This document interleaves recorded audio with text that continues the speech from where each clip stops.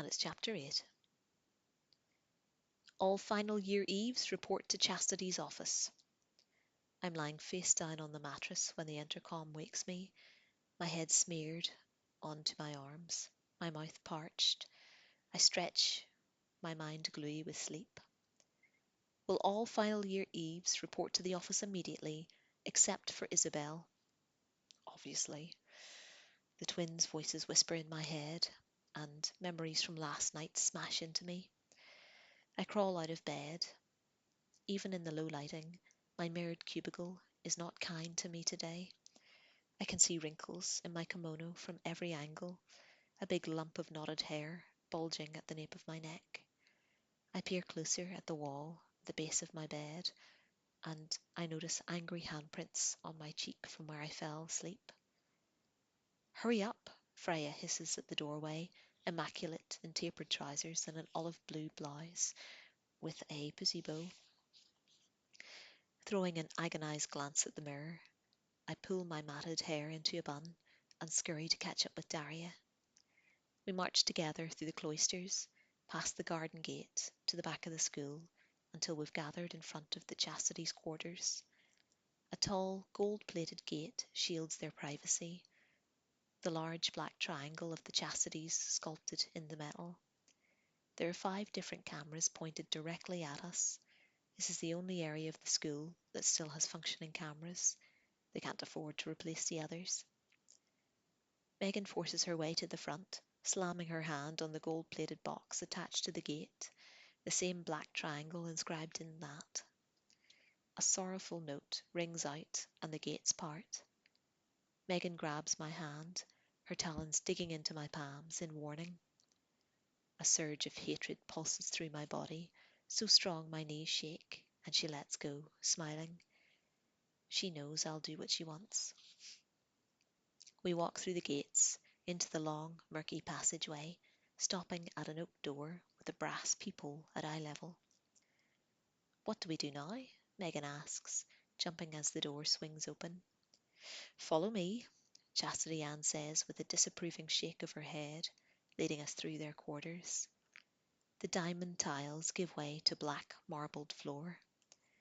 There are no light lamps here, only old-fashioned white candles in black glass lanterns, 6 along each side of the hall. Beside each lantern there is a single door, which must be the Chastity's individual sleeping quarters. Chastity Ann leads us through another oak door into a dimly lit room where every surface is covered in oak wood panels, including the ceiling. The black window at the far end of the room is sealed with a huge print of the original father, the man who led the Noah's Ark project for the Eurozone all those years ago. The poster is dotted around with star-shaped light bulbs. Lining either side of the room are 6 wooden chairs, each one underneath a lantern holding a white candle, the same as the corridor. 11 chastities are sitting in the chairs, their black robes draping to the ground, stitched brightly coloured threads into linen frames. They're working with a perfect rhythm, needles going in and out at the same time. The concentration on their faces is clear to see, even in the candlelight. Chastity Ruth is sitting at a large wooden desk beneath the father's poster. She claps twice, and the other chastities immediately stop their embroidery and stand up. With bald heads bowed and needlework clasped in their hands, they glide silently from the room. Chastity Magdalena holds a finger to her lips as she passes me, her face grave. When they have left, Chastity Ruth looks at each girl in turn, except for me. For all the times I've wished I was invisible to her, I can't help but feel that this is a bad omen. I'm sure you're all aware of how disappointed I am in you.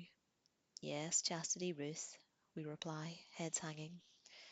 I've known for some time that Chastity Bernadette was perhaps ill-suited to night duty, but I never dreamed that you would abuse her limitations in such an insolent manner. She does look shocked.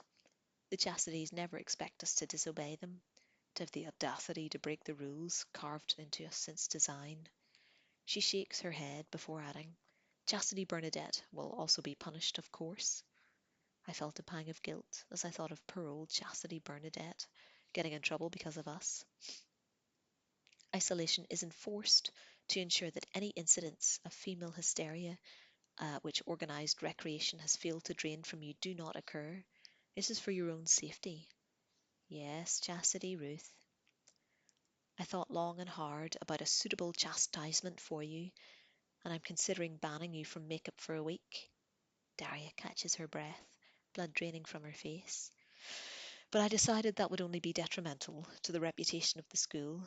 You may be perfectly designed, but there's always room for improvement. She scrutinizes us as a heaviness hangs over the gloomy room. So, as your chastisement, your internet usage will be banned for a week. What? No, that's not fair. That means, her cold voice slices through the protests, no my face, no video chat, no TV, nothing. I shall collect your e-phones and e-pads at breakfast. Now get out of my sight. We go to leave, stand into silence. Stay where you are, number 630, she says as the others file out. Sit down. I grab one of the chastity chairs and drag it so I can sit across from her, the desk a welcome buffer between us. Why are you still in your night clothes? I looked down at my crumpled kimono. I'd forgotten I was still wearing it. Pathetic. She leans forward, digging her elbows into the wood. I have to say, number 630, I'm surprised that you're the ringleader in all this. You always seemed more like a follower. Wouldn't you agree? A sheep, cannon fodder, pretty if you like that sort of thing, but rather bland. It's as if she'd ripped off my head from my shoulders and held it to her ear like a seashell fossil, listening to the echoes of my secret thoughts. I bite my lip. Crying is ugly. No man wants a girl who cries. I would have presumed one who needed to be more popular to persuade the rest of the class to break the rules so flagrantly and so close to the ceremony. She widens her eyes theatrically. Will they be very angry with you, number 630? They won't blame me, will they? Everyone knows it. It was Megan's idea. She said so herself in the garden. Was it your idea, number 630, or was someone else involved? Someone ranked higher than you, perhaps? No, Chastity Ruth. I stare into my lap miserably. I can't risk it. It was my idea. How touching your loyalty is, if rather misguided. I can hear her wooden chair scraping on the black marble. It's a pity you didn't show similar loyalty to Isabel. Yes, Chastity Ruth. Besides having your internet usage rescinded as an extra chastisement, you're forbidden from using makeup or hairstyling this week. But what about standards being upheld? I blurt out in desperation. I thought you said, are you questioning me? Her eyes were like chips of ice. No, Chastity Ruth. Glad to hear it. She peers closer at me. Those dark circles under your eyes aren't going to help your rankings. What's the point of taking sleep sound when it's so clearly ineffective? I must discuss it with Chastity Ann. I can feel my chin starting to wobble. Don't cry. Don't cry. I'm always happy and easygoing. I hope you're not going to cry, number 630, like some new design. No, Chastity Ruth. And you're in detention for 2 weeks, she says. You will report to the chamber every morning after breakfast. You're dismissed.